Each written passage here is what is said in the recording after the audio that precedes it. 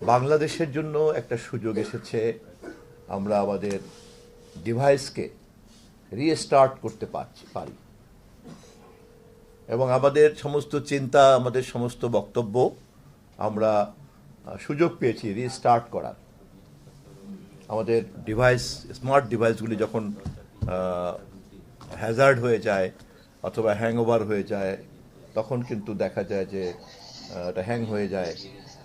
তখন আমরা ওই ডিভাইসটাকে ফ্রেশ করার জন্য রিস্টার্ট পয়েন্টটা দিই এবং এইভাবে রিস্টার্ট করলে পরে দেন আবার ওটা দেখা যায় যে যদি হ্যাং হয়ে থাকে ওটা কেটে যায়। বাংলাদেশের পলিটিক্যাল প্রসেস এমনভাবে হ্যাং হয়ে গিয়েছিল যে একটা রক্তাক্ত পরিস্থিতির মধ্য দিয়ে আমাদের রাষ্ট্র নতুন করে আমরা রিস্টার্ট করেছি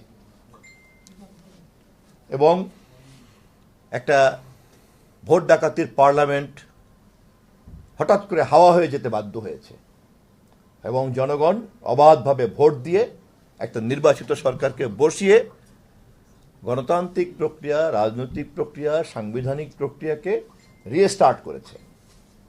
এবং আমরা খুবই সৌভাগ্যবান যে আমাদের নেতা দেশনায়ক তারেক রহমান প্রথমবারের মতো এমপি হয়েই এই রিস্টার্টেড স্টেটকে লিড করতে সংসদ নেতার চেয়ারে বসেছেন, প্রধানমন্ত্রীর চেয়ারে বসেছেন। এবং এই গত কয় মাসের মাত্র অভিজ্ঞতাতে আমরা তার কাছ থেকে যে আশাবাদ পেয়েছি, তাতে নির্বাচনের আগের প্রতিশ্রুতি এবং ক্ষমতা গ্রহণ করার পরের তৎপরতা সবটাই মানুষের মধ্যে আশাবাদকে আরো অনেক বেশি উজ্জীবিত করেছে। যে কোনো আধুনিক সভ্য রাষ্ট্রের চারটি স্তম্ভ থাকে, দৃশ্যমানভাবে এবং ট্রানজিবল ফর্মে। আমাদের কাছে নির্বাহী বিভাগ থাকে, আইন বিভাগ থাকে এবং বিচার বিভাগ থাকে। অদৃশ্যমানভাবে গণমাধ্যম থাকে। এই অদৃশ্যমান গণমাধ্যমের এই চতুর্থ স্তম্ভ সারা পৃথিবীতে যদি বিরাজ না করে তাহলে, এবং তাকে যদি বাকি তিনটি স্তম্ভ সঠিকভাবে পৃষ্ঠপোষকতা না দেয়, তাহলে সেটা কিন্তু সভ্য রাষ্ট্র হিসাবে গণ্য হয় না। আজকের পৃথিবীতে এই মুহূর্তে যদি আমরা দৃষ্টান্ত হিসাবে কাউকে সামনে আনতে চাই, of course Nordic countries will be the example for us, for the freedom, for the welfare, for the constitutional fairness, যাই বলি না কেন। আমি কম্পেয়ার করছি না বাংলাদেশ এবং নর্ডিকের সঙ্গে, আমি বলছি যদি if you look for example, তাহলে আমাদেরকে ন্যাচারালি নর্ডিকের দিকে যেতে হয়, নিশ্চয়ই আপনারা সবাই জানেন। এই দেশগুলিতেও গণমাধ্যম কিন্তু কোনো আনুষ্ঠানিক স্তম্ভ না, কিন্তু এই দেশগুলির সভ্যতার যতগুলি প্যারামিটার আছে তার মধ্যে সবচেয়ে বড় প্যারামিটার হচ্ছে যে এই দেশগুলি গণমাধ্যমের মতো এরকম ইনট্রানজিবল, এরকম ইনভিজিবল স্টেট পিলারকে তারা এমনভাবে প্যাট্রোনাইজ করে দাঁড় করিয়ে রেখেছে যে সেই ধরনের স্বাধীন গণমাধ্যম অন্যান্য সমস্ত প্রতিষ্ঠানগুলিকে একটা স্বাভাবিক কার্যকারিতার মধ্যে রাখে এবং একই সঙ্গে একটা জীবন্ত জবাবদিহিতার মধ্যে রাখে, একটা জীবন্ত জবাবদিহিতার মধ্যে রাখে। ফলে নির্বাচনের রাজনীতি বা নির্বাচনের ডেমোক্রেসি অথবা নির্বাচনের যে কনস্টিটিউশনাল প্র্যাকটিস, সেটা কিন্তু একটা ডে টু ডে প্র্যাকটিসে ট্রান্সফর্ম হয়। গণমাধ্যমে একমাত্র পারে যে 5 বছর পর পরের যে নির্বাচন, সেই নির্বাচনকে 5 বছর যাবৎ যদি জীবন্ত রাখতে হয়, তো it is only the mass communication, it is only the mass media যে জনগণের এই প্রত্যাশাকে জীবন্ত রাখে। যেই রাজনৈতিক প্রক্রিয়া গণমাধ্যমের এই বিশালতা, গণমাধ্যমের এই ব্যাপক ক্ষমতা এবং গণমাধ্যমের এই ব্যাপক ভূমিকাকে অনুধাবন না করে, তাকে পৃষ্ঠপোষকতা না করে, সেই সমস্ত দেশ, সেই সমস্ত রাষ্ট্র, সেই সমস্ত রাজনীতি অথবা সেই সমস্ত সরকার প্রধানের কি পরিণত হয়, সেই ইতিহাস তুলে আমি আর সময় নষ্ট করতে চাই না। আমি নিশ্চিত যে আপনারা সকলেই এ ব্যাপারে আমার চেয়ে কম ইতিহাস জ্ঞান রাখেন না। কিন্তু আমি এই কথাগুলি বলছি এই কারণে যে এবারের প্রেক্ষাপটে বিশ্ব মুক্ত গণমাধ্যম দিবস আমাদের জন্য একটা নতুন করে চিন্তার জগৎকে উন্মোচিত করার সুযোগ তৈরি করে দিয়েছে। কেননা আমরা 2024-এর রাষ্ট্রীয় সরকারের রক্তাক্ত পরিবর্তনের প্রেক্ষাপটে দাঁড়িয়ে এই আলোচনাগুলি করছি এবং শুধুমাত্র সেগুলি আমাদের কাছে ইতিহাস নয়, সেই সমস্ত ঘটনা, দুর্ঘটনা এবং সেই সমস্ত বীরত্বগাথা, ইতিহাস সবগুলি আমাদেরকে ভবিষ্যতের করণীয় সম্পর্কে অনেক বার্তা দিয়ে গিয়েছে। প্রশ্ন হচ্ছে, সেই বার্তাগুলিকে আমরা বুঝেছি? সেই বার্তাগুলিকে আমরা পাঠ করতে পেরেছি?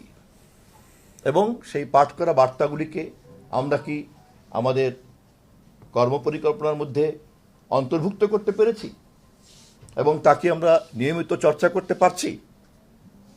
এই প্রশ্নগুলির উত্তর দেয়া অথবা উত্তর আদায় করার জন্যই আমি মনে করি যে মুক্ত গণমাধ্যম অবশ্যই আমাদের জন্য, একটা সভ্য রাষ্ট্রের জন্য জরুরি।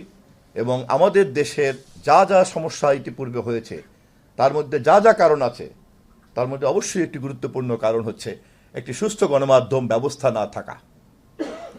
এবং এই সুস্থ গণমাধ্যম ব্যবস্থার না থাকা এবং এর সবচেয়ে বড় উদাহরণ হচ্ছে চতুর্থ সংশোধনী। সংবিধানের চতুর্থ সংশোধনীকে পাঠ করলে আপনারা দেখবেন তার যত ভয়াবহতা, তার সবচেয়ে ভয়াবহতা কিন্তু হচ্ছে গণমাধ্যমের কণ্ঠস্বর রোধ করা। এবং তৎকালীন সময়কার সরকারের যা যা দুঃশাসনের চেহারা এবং চরিত্র আছে, তার মধ্যে সবচেয়ে ভয়াবহ দিক কিন্তু হচ্ছে এটা। একই সঙ্গে আমাদেরকে কিন্তু বিবেচনা করতে হবে যে সেই চতুর্থ সংশোধনীকেও যারা সমালোচনা করতে পারেননি বা করেন না, বা এখনো সেটাকে তাত্ত্বিকভাবে রাজনীতির একটা অনিবার্য অংশ হিসাবে প্রতিষ্ঠা করতে চেয়েছেন বা চান, তারাও কিন্তু গণমাধ্যমকে ব্যবহার করেই চতুর্থ সংশোধনীকে মহীয়ান করতে চেয়েছেন। আমি জানি না আমার পয়েন্টটা আমি কমিউনিকেট করতে পেরেছি কিনা। অর্থাৎ যে চতুর্থ সংশোধনী গণমাধ্যমের কণ্ঠস্বরকে রোধ করে, সেই চতুর্থ সংশোধনীকে আড়াল করার জন্য অথবা তাকে মহীয়ান করার জন্য কিন্তু গণমাধ্যমকে ব্যবহার করা হয়। তথ্য হচ্ছে পানি, তা ধারণ করার জন্য বহু রঙের গ্লাস থাকতে পারে এবং আমাদের মতো সাধারণ মানুষ অথবা দেশের অপামর জনগণ ওটা কেমন কি পানি তা জানবে না, কিন্তু যে গ্লাসে রাখবে সেই পাত্রের রংটাই তো সে দেখবে। এবং এই পাত্রগুলির যারা মালিক, তারা প্রত্যেকেই যদি পানিকে এই ধরনের বিচিত্র বিচিত্র রং বেরঙের পাত্র রাখেন, তাহলে দর্শকরা তো যেই পাত্রে, যেই রঙের পাত্রে রাখা হবে সেই রং ভাবেই দেখবে। কিন্তু সবগুলি পাত্র যদি ভেঙে ফেলা হয়, তাহলে সবগুলি তো পানি, তার তো একটাই ট্রান্সপারেন্ট কালার, ওয়াটার কালার। গণমাধ্যমের সঙ্গে সংশ্লিষ্ট নেতৃবৃন্দরা, আমি নিশ্চিত যে আপনারা এই কথা জানেন। চ্যালেঞ্জটা কিন্তু এই নয় যে সত্য দুইটি, চ্যালেঞ্জটা কিন্তু হচ্ছে এই যে সত্যকে কতগুলি পাত্রে রাখার জন্য কতগুলি কারিগর কাজ করে, এবং সেই সকল কারিগরের বিচিত্র বিচিত্র রঙের যে পাত্র, যেই পাত্রে সে তথ্যকে ধারণ করতে চান, কন্টেন্টকে সে কন্টেইন করতে চান এবং এইভাবে বিভ্রান্ত করতে চান, তার চ্যালেঞ্জটা আমরা কিভাবে করব, সেটাই কিন্তু চ্যালেঞ্জ। অতএব তথ্য সরবরাহর বাধাটা যত না বেশি সমস্যা আজকের যুগে, তার চেয়ে কিন্তু বেশি সমস্যা হয়ে গেছে তথ্যকে নিজের রঙের, মনের, আদর্শের মাধুরী মিশিয়ে উপস্থাপন করার যে প্রবণতা, তাকে আমরা কিভাবে চ্যালেঞ্জ করব।